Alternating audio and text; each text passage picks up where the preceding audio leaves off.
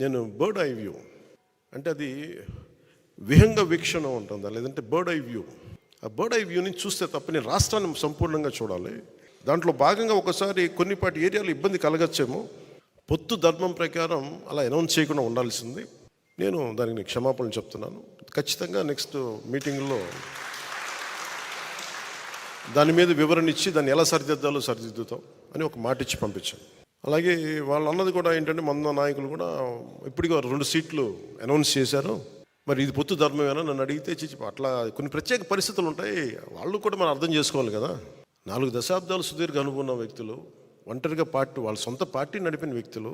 ఒక్కోసారి ఎట్లా ఉంటుందంటే, పొత్తు ఆ సైజు వ్యక్తులకి ఒక ఇరుకు చొక్క మన అథారిటీ దారేదులో చెప్తూ ఉంటాం. ఒక బలమైన వ్యక్తికి సరిపోయిన కోటేస్తే కొంచెం ఇరుగ్గా ఉంటుంది కదా, టైట్గా ఉంటుంది. అలాగే ఒకసారి పొత్తు ఆ స్థాయి నాయకులకి చాలా ఇబ్బందిగా ఉంటుంది ఒక్కోసారి.